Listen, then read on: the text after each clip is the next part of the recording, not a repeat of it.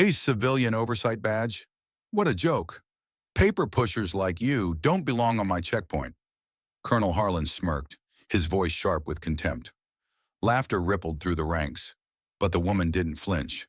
Evelyn Sayer simply stood there, rain sliding down her jacket, her steady eyes meeting his without a word. Then it happened. Engines thundered through the storm. Black SUVs pierced the darkness, presidential flags snapping in the rain.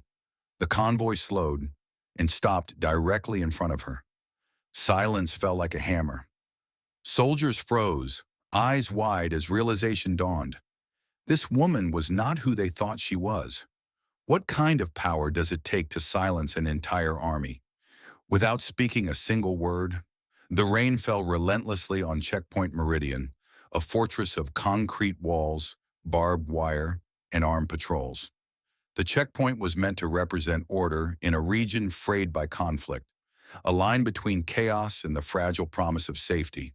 Soldiers moved with precision, their boots splashing in shallow puddles as vehicles were searched, IDs checked, and radio chatter filled the damp evening air. At the far edge of the perimeter, Evelyn Sayer stood quietly. She wore no uniform, just a dark civilian jacket, rain-soaked until it clung to her shoulders. A small, unassuming badge was clipped at her belt, the kind of credential that looked administrative, almost forgettable. Her face was calm, her posture upright but unthreatening. To most of the soldiers, she was invisible, a figure lost in the drizzle, an observer who had wandered into the wrong place at the wrong time. But her silence did not go unnoticed for long. From the elevated command platform, Colonel Marcus Harlan spotted her. Tall, broad-shouldered, with decades of service etched into his hardened face, Harlan had a reputation for running his post like a stage. Every inspection, every order delivered with the cadence of a performance. He did not tolerate surprises and certainly not uninvited visitors standing where they did not belong. "Who authorized her presence?" Harlan barked to his executive officer. The reply was hesitant. "Unknown, sir. Civilian badge. She arrived without escort." Harlan's lip curled in disdain. Civilian oversight, paper pushers, the kind of people who wrote reports from behind desks, who believed clipboards and audits could secure a nation. He despised them more than he despised the rain. Adjusting his cap, Harlan descended from the platform, his boots striking the ground with deliberate weight. Soldiers along the way noticed and straightened, sensing the performance about to unfold. By the time he reached her, several junior officers had already begun whispering. The colonel was known for humiliating inspectors. His dismissals became anecdotes retold in the mess hall, proof that the real world of security could never be understood by bureaucrats. Evelyn did not move as he approached. Her eyes, steady and unblinking, met his for a brief second, before returning to the operations unfolding around them. She was not there for him, and that alone irritated Harlan. "This isn't a tourist stop, miss," Harlan said loudly, making sure his voice carried to nearby soldiers. "Identification, complete credentials." Evelyn calmly unclipped her badge and held it up. No words, no explanation. Harlan leaned closer, examining it with exaggerated scrutiny before letting out a laugh. Sharp, theatrical. "A civilian oversight badge? That's rich. They sent you? Paper pushers who wouldn't know a breach from a barn door?" He turned deliberately to his officers. "Gentlemen, today we are graced with another desk jockey, here to observe the work she'll never understand." Ripples of laughter passed through the ranks. Some smirked, others outright chuckled. The colonel's performance was as much for them as it was for himself. It reinforced their hierarchy, their sense of superiority. But Evelyn did not flinch. Rain slid down her cheek, soaking into her jacket. Yet her stance remained immovable. She simply looked at Harlan, steady, unreadable, unafraid. Among the gathered soldiers, Lieutenant Claire Donovan frowned. Younger than most, sharp-eyed, she studied the badge more carefully. Something about it felt different. Not the flimsy laminates she had seen before, but heavier, edged with detail that didn't belong to standard civilian oversight. Claire hesitated, almost stepping forward to say something, but Harlan's booming voice cut across her thoughts. "Listen closely, people," Harlan continued, arms spread as though giving a lecture. "This is how a military checkpoint operates. Out there, He pointed to the outer perimeter. Is the preliminary security zone. Vehicles are stopped, inspected, cleared. Inside here is the secondary filter, where true verification happens. And what does our civilian observer do? He gestured toward Evelyn dramatically. She watches. She takes notes. She files paperwork no one ever reads. More laughter followed. Soldiers grinned, entertained by their commander's contempt. It was the ritual, the expected theater. Evelyn's response was simple. She tucked her badge back onto her belt, met Harlan's eyes with quiet certainty, and spoke only once. You might want to reconsider your approach, Colonel.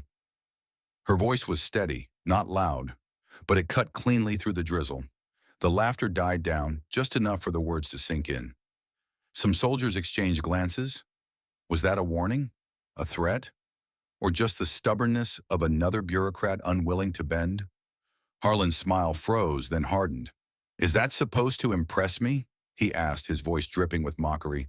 A line from a civilian? Evelyn said nothing more. She didn't need to. Her silence pressed against the noise of the checkpoint like an invisible weight. For a fleeting moment, even the rain seemed louder than the men around her. And though most didn't realize it yet, the balance of power at Checkpoint Meridian had already shifted. The rain thickened, falling in heavy sheets that blurred the edges of the checkpoint. Soldiers pulled their collars tighter against the downpour, but the rhythm of their work didn't stop. Orders barked, boots striking puddles, radios crackling. It was all part of the mechanical heartbeat of Meridian. Yet something shifted. A faint tremor rolled through the ground. At first it seemed like distant thunder, just another note in the storm. But then came the unmistakable growl of engines, low and powerful, growing louder with each second. The soldiers paused, their movements slowing as the sound rose above the rain. Colonel Marcus Harlan felt it in his chest before he registered it with his ears. He frowned, turning toward the main road. Nothing was scheduled, no convoys, no high-level movements. His jaw tightened. He had drilled his men to control every variable. Surprise was the enemy, but the sound barreling closer was nothing if not a surprise. Evelyn Sayer didn't move. She stood as she had before, rain slicking her jacket, her badge glinting faintly under the checkpoint's floodlights. Her eyes shifted just slightly toward the road, as though she had been expecting this very moment. Headlights pierced the curtain of rain, bright, unyielding beams cutting through the gloom. Out of the storm emerged the unmistakable shape of black SUVs, armored and imposing, their grills gleaming even under the downpour. At their hoods, small flags whipped violently in the storm winds. The presidential standard, embroidered and undeniable. A hush swept through the checkpoint. Conversations died mid-sentence. Orders stuttered and fell silent. Soldiers turned in unison, staring at the approaching convoy. Radios crackled with confused voices. None of the logs mentioned this. None of the schedules accounted for such an arrival. Harlan's pulse quickened. His first instinct was denial. This couldn't be real. Couldn't be happening here. The president's convoy didn't simply appear, unannounced, in the middle of a forward operating zone. Protocols were ironclad. Schedules were sacred. Yet here they were, engines rumbling like thunder, slowing as they reached the outer perimeter. The lead SUV rolled to a deliberate stop directly before Evelyn. Tires splashed against the waterlogged ground.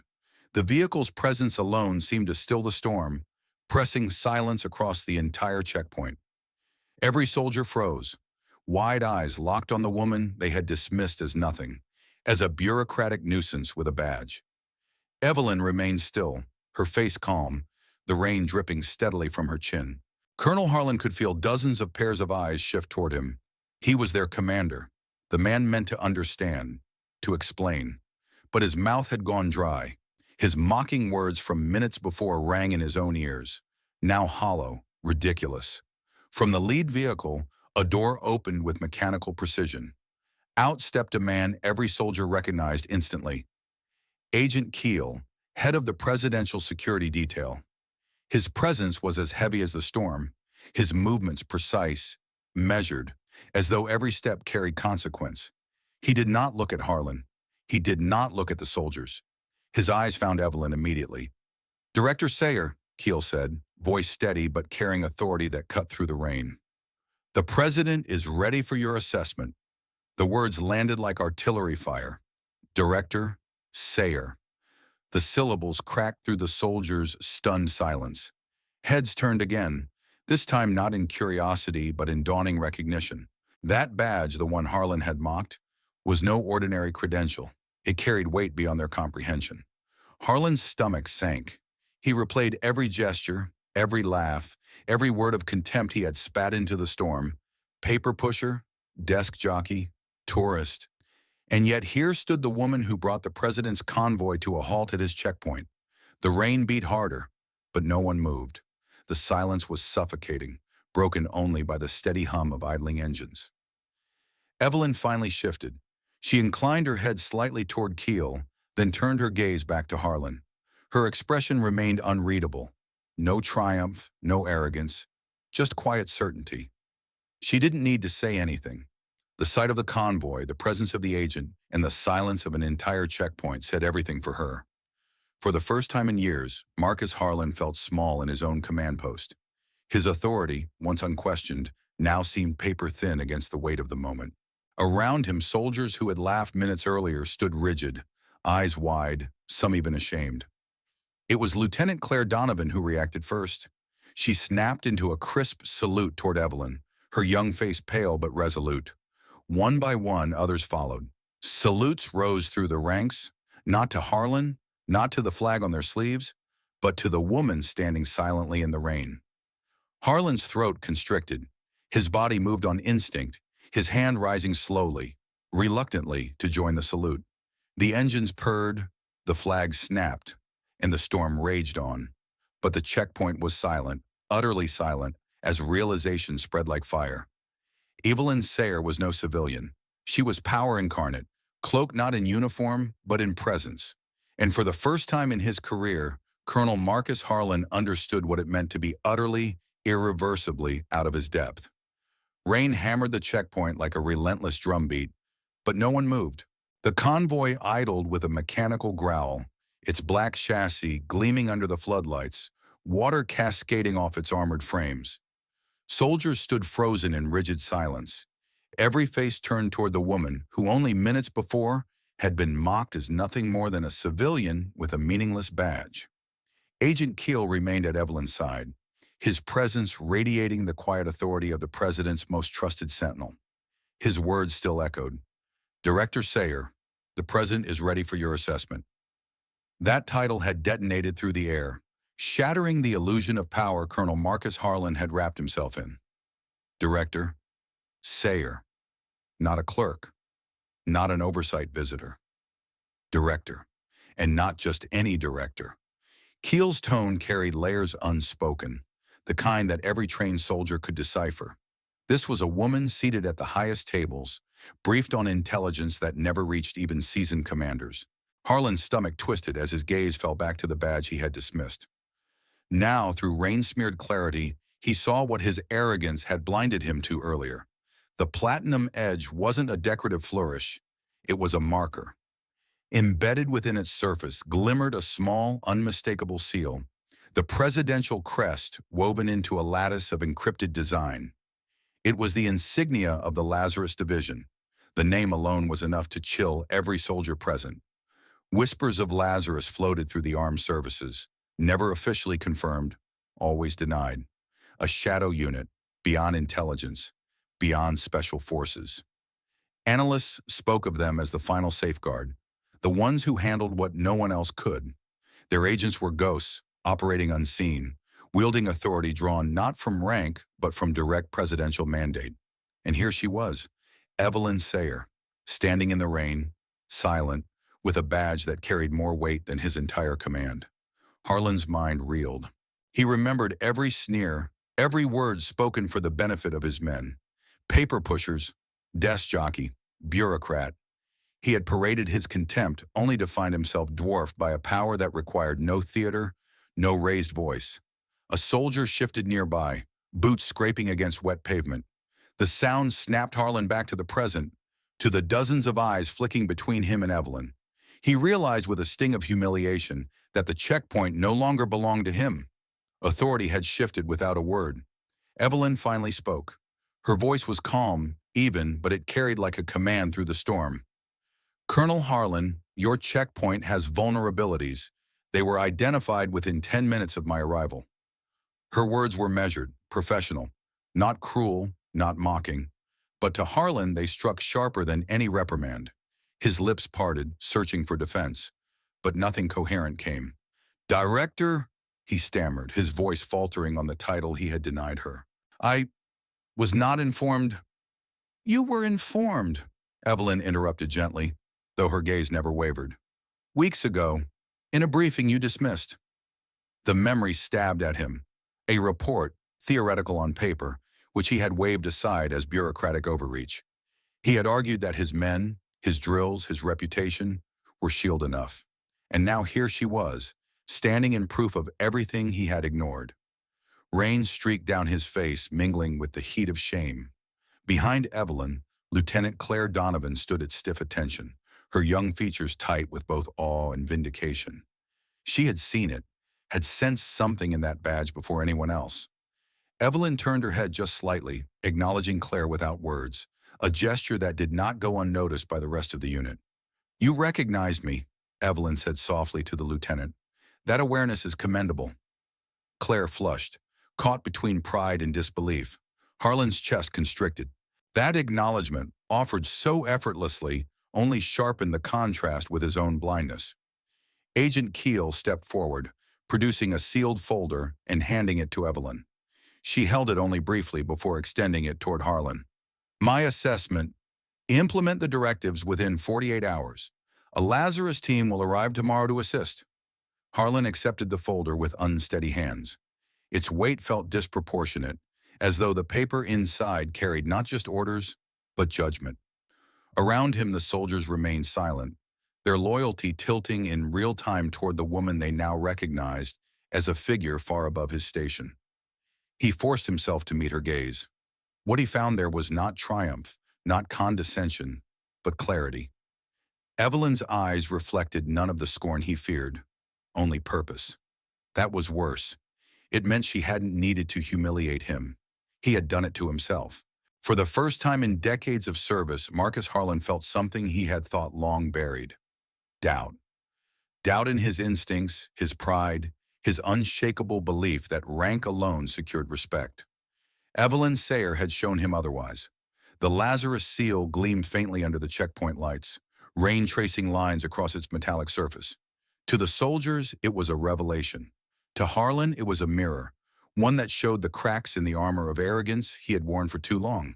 And as Evelyn turned back toward the convoy, her silence heavier than any shouted command, Harlan understood a truth that chilled him deeper than the storm. Respect could not be demanded. It had to be earned. The rain showed no mercy. It poured over checkpoint meridian in unbroken sheets, drumming against the hoods of armored vehicles, cascading down the shoulders of soldiers now standing at rigid attention. The silence that followed the convoy's arrival had not lifted. It clung to the air like fog, heavy and unyielding. Evelyn Sayer did not waste time with ceremony. She stepped forward, her civilian jacket plastered to her frame, and lifted a hand toward the nearest guard tower. Her tone was measured, each word carrying weight. Your perimeter surveillance is compromised. The tower's sensors were last calibrated for outdated equipment angles. Range shifts their coverage by 6 degrees, leaving blind spots large enough for infiltration. Heads turned. Soldiers followed her line of sight, some squinting through the storm toward the tower. Harlan's stomach tightened. She was right. The gap was there, invisible unless you knew how to look. Before anyone could speak, Evelyn pivoted to the vehicle inspection lane. She crouched, fingertips brushing the slick ground near the scanning unit. These scanners, she said, are running last month's diagnostic. They confirm that the machines work, but not that they cover every axis of detection. An enemy vehicle with modified undercarriage plating could roll through undetected. Murmurs rippled among the junior officers. Radios hissed with uneasy static as the rain continued to fall. Evelyn rose smoothly, her expression unchanged, and gestured toward the communications tent. And your encryption, she continued. It's running on a cycle already flagged as obsolete. That means anyone with updated intercept software could breach your transmissions within minutes. Orders, locations, clearance codes. Compromised. The words hung like thunder. Soldiers stiffened. Even those who had chuckled at her earlier now shifted uncomfortably, understanding the scale of the vulnerabilities being laid bare in real time. Colonel Harlan's face burned beneath the rain. His instincts screamed to counter, to defend, to reassert control, but each point she made was unassailable. His own mind raced through drills, imagining how easily those blind spots could have been exploited. And worse still, he remembered. She had warned him in the briefing weeks ago. Evelyn turned slightly, her eyes finding Lieutenant Claire Donovan. Unlike the others, Claire had no mockery in her face. She had been the first to notice the unusual details in Evelyn's badge. Evelyn acknowledged her now with a subtle nod. "You recognized me before anyone else," Evelyn said, her voice calm but caring. "You saw what others dismissed. That kind of awareness is rare." Claire's heart jolted in her chest. Rain plastered her hair to her forehead, but she held her posture, meeting Evelyn's gaze with a steadiness she didn't entirely feel. Around them, soldiers glanced at one another. This was no small thing. Recognition from someone like Director Sayer could shape a career, even a life. Evelyn stepped closer, speaking not just to Claire, but to every soldier watching.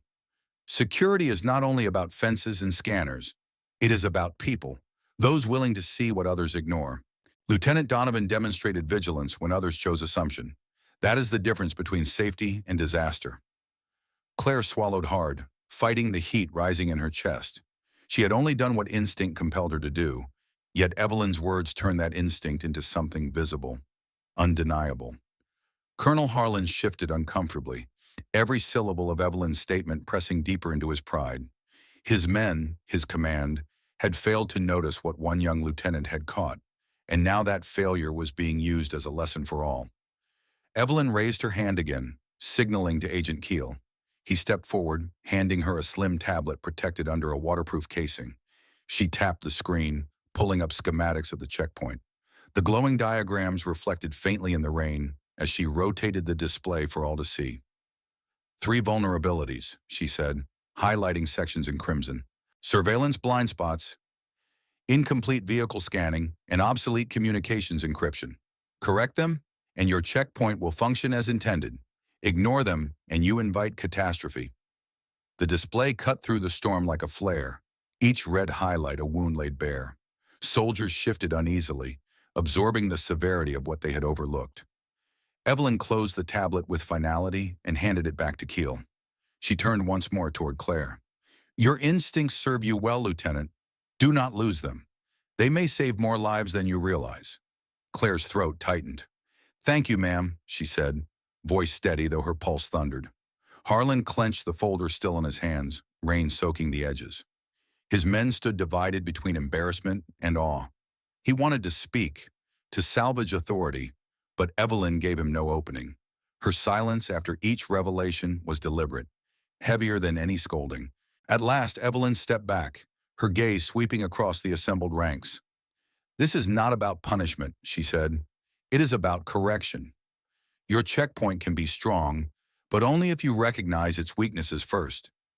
Her words struck deeper than accusation. They offered no escape, no denial, only choice, to change or to remain blind. As Evelyn turned back toward the convoy, the soldiers of Checkpoint Meridian stood drenched in more than rain. They stood beneath the weight of truth, truth revealed by a woman they had dismissed, elevated by the one officer sharp enough to see her for who she truly was. And for the first time, even Colonel Harlan understood. Leadership was not about appearances. It was about vision, and Evelyn Sayer had just proven she saw more clearly than them all. Colonel Marcus Harlan had always believed discipline meant control, his voice above all others, his authority unquestioned. For years, soldiers at Checkpoint Meridian had followed his orders with machine-like obedience, never interrupting, never correcting. It was the way of the military. Command flowed downward, and questioning it was seen as weakness. But after Evelyn Sayer's field assessment, something inside Harlan cracked. He spent the night in his quarters staring at the sealed folder she had placed in his hands. Each page revealed mistakes, some technical, others cultural, that he had ignored for too long. By dawn, he admitted the truth. Arrogance had blinded him. When he assembled his officers the next morning, the air felt different. Soldiers expected the same booming lectures, the same performative authority.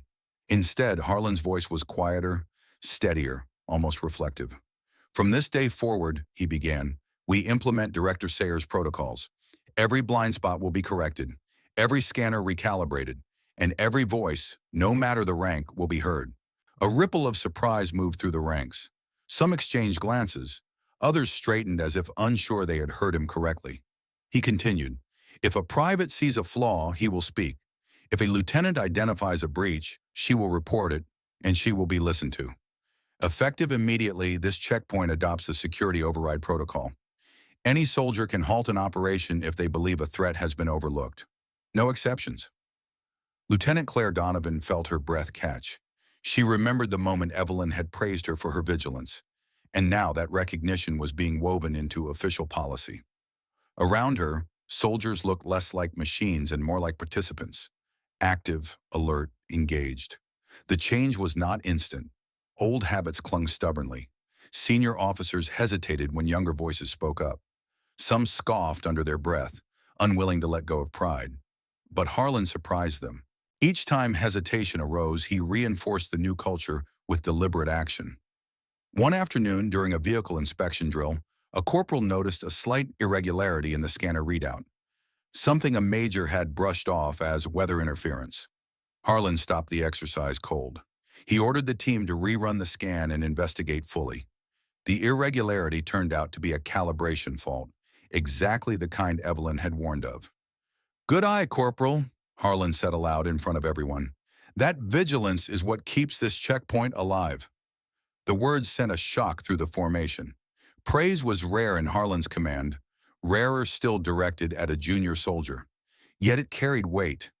If the colonel could acknowledge a corporal, then no one's voice was too small. Day by day, Meridian changed.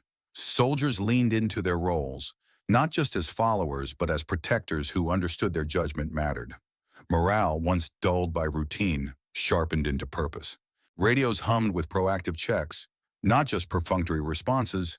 Scanning crews worked in pairs, double verifying each other's results.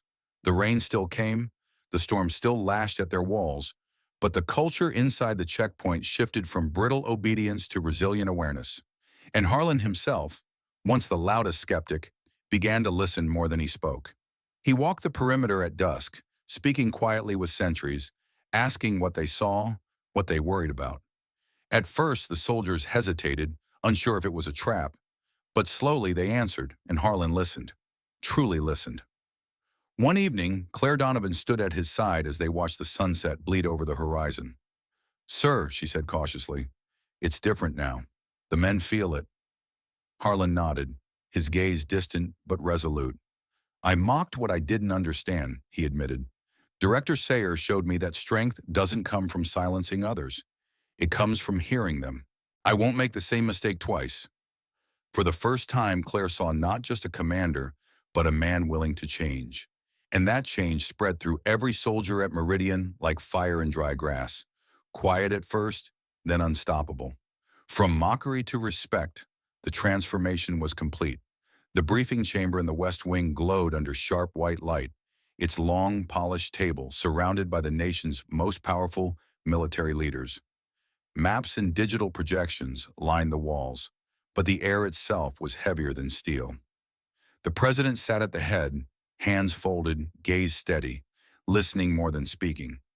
At the far side of the table stood Director Evelyn Sayer, her rain-damp jacket replaced by a tailored suit, though her composure remained the same.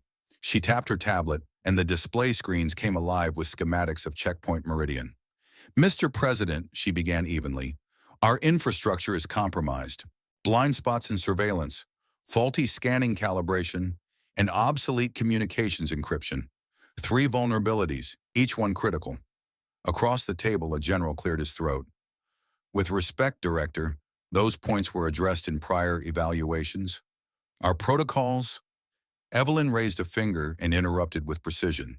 "Your evaluations confirm the system's function. They did not confirm they protect. There is a difference." The general shifted uncomfortably, but held his silence. Evelyn swiped across her tablet, revealing heat map overlays of the checkpoint. Red zones flared across the screen, gaps in coverage, angles unmonitored, encrypted lines with flagged weaknesses. These visuals are not theoretical, she said. They are field confirmed. I observed them myself within 10 minutes of arrival. The room grew quieter. Several aides scribbled notes while the senior brass exchanged tense looks. The evidence was undeniable. The crimson highlights on the map pulsed like open wounds. One admiral leaned forward, voice skeptical. Director, even if these flaws exist, redundancy measures. Evelyn cut him off, her tone sharper. Redundancy means nothing if every redundant layer fails for the same reason. Outdated encryption cycles, blind surveillance angles, these are systemic, not incidental. An adversary doesn't need to outgun us. They only need to exploit what you refuse to see. Her words struck like hammer blows. The admiral's mouth tightened, but he said nothing further. The president leaned back slightly, studying the display. His silence carried more weight than any outburst could. Finally, he asked, Director Sayer, what do you recommend? The room seemed to hold its breath. Generals who had dismissed her weeks ago now leaned in, bracing for the answer. Unannounced field verifications, Evelyn said clearly, across all high-value checkpoints. We cannot rely solely on paper compliance. Vulnerabilities must be identified where they exist. On the ground, in real conditions, an authority to enact immediate correction must bypass bureaucratic delay. Murmurs rose instantly. Several officers bristled. The idea of bypassing their chains of command was unthinkable. One even muttered, "That's a dangerous precedent." The president raised a hand, and the room stilled. He turned back to Evelyn. Do you have proof these vulnerabilities could be catastrophic? Without hesitation, Evelyn tapped again. Video footage filled the screens. Grainy night vision capturing her walk along Meridian's perimeter, her camera marking blind spots, her sensor logs displaying failures in real time. Audio overlays played her intercepted communications, demonstrating encryption flaws. The evidence was damning and absolute. Silence spread like a blanket.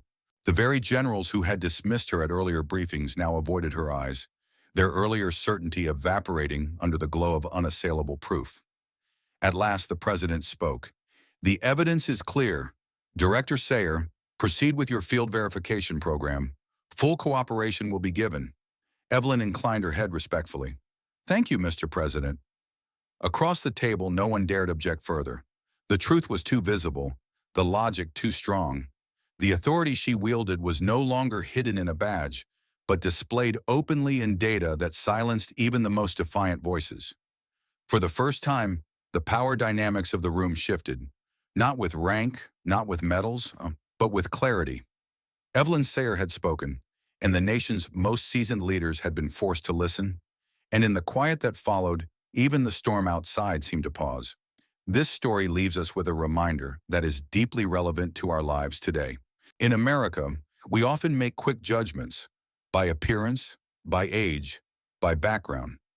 Yet Evelyn Sayer's moment at Checkpoint Meridian proves that real authority, wisdom, and courage are not always wrapped in a uniform or announced with a title. Sometimes the quietest person in the room is the one who carries the most strength. Think about your own life. Maybe it's a coworker who works silently behind the scenes, or a neighbor who never speaks much but is always dependable. Maybe it's a grandparent whose advice didn't make sense at first but later proved invaluable. These are the people who remind us not to measure worth by noise or by rank, but by substance.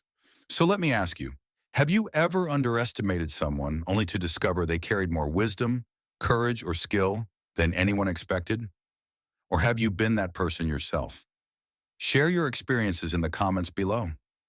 I'd love to read them. And if this story moved you, don't forget to like this video, subscribe, and join us for more stories that honor the quiet strength in everyday lives. Thank you for listening.